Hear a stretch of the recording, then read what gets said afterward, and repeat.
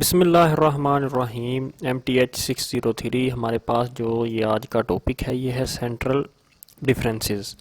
तो ये है आपके पास सेंट्रल डिफरेंसेस का जो ये टॉपिक है आपके पास सेंट्रल डिफरेंसेस। तो आप ये देखेंगे कि ये सेंट्रल डिफरेंसेस का जो सिंबल है ये आपका सिंबल जो है इसको ये ऐसे लिखा जाता है, और जो इसका जो अगर आप ऑपरेटर जो है फर्स्ट ऑपरेटर की बात करें तो वो ऐसे लिखा जाता है।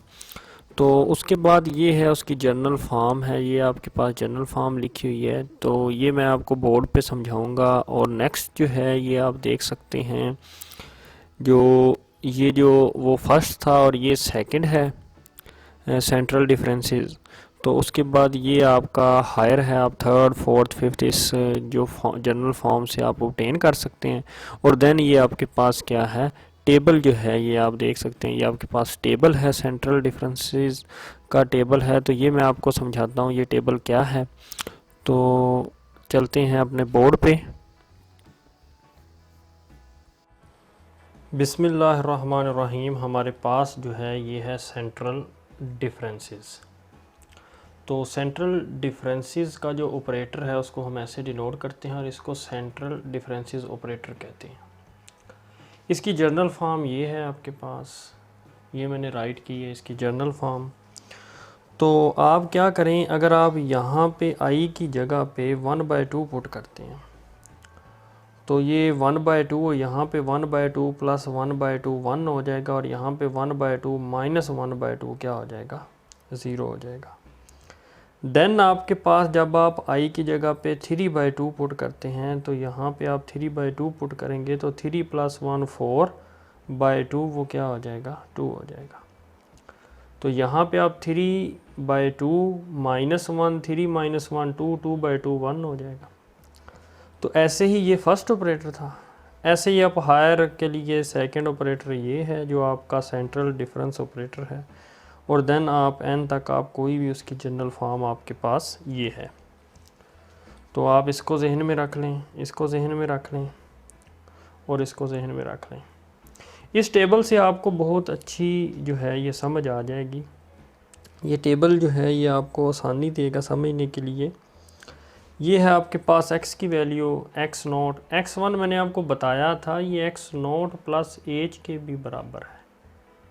ये आप इसको ऐसे भी लिख सकते हैं x0 प्लस 2h या x1 प्लस h। आपके पास दो तरीके हैं, मैं इसको आपको बता दूं। x0 प्लस 2h यानी x2 बराबर इसके भी है और इसके भी बराबर हो सकता है x1 प्लस h के।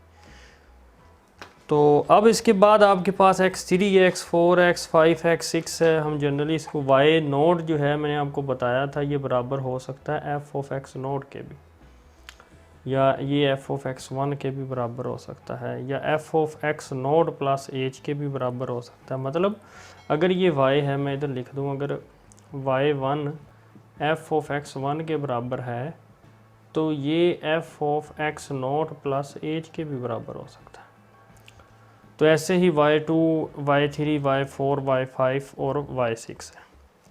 ये जो आपका जो सेंट्रल डिफरेंस ऑपरेटर है ये कैसे है, ये इन दोनों के दरमियान लिखा है मैंने। इन दोनों को आपने प्लस करना है 1 और 0 को, और 2 पे डिवाइड कर देना 1/2। इन दोनों को ऐड करना है जो इनके दरमियान है।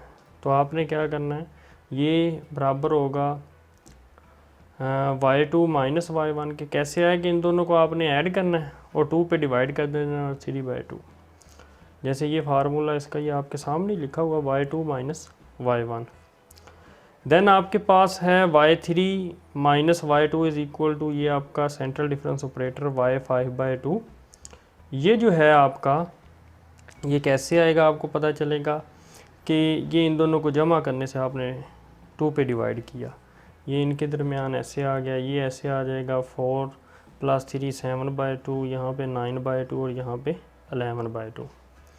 देन फिर आप यहाँ पे 1 कैसे आएगा, इन दोनों को ऐड करेंगे। अब सेकंड सेंट्रल डिफरेंस ऑपरेटर है आपके पास, ये थर्ड है, ये फोर्थ फिफ्थ और सिक्स्थ सेंट्रल डिफरेंस ऑपरेटर हैं आपके पास। इन दोनों को ऐड करें, जैसे ये है आपके पास 1/2 और 3/2, तो ये हो जाएगा 4/2, तो ये 2 और इसको एंड पे आपने किस पे डिवाइड करना, 2 पे, तो ये 1 आ जाएगा।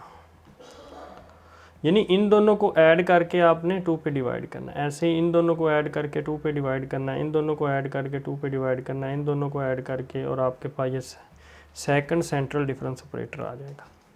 देन आपने क्या करना है, ये थर्ड जो है ये इन दोनों को ऐड करके 2 पे डिवाइड करना है, इन दोनों को ऐड करके आपने 2 पे डिवाइड करना है। ऐसे इन दोनों को ऐड यानी 7/2, यहाँ पे 9/2।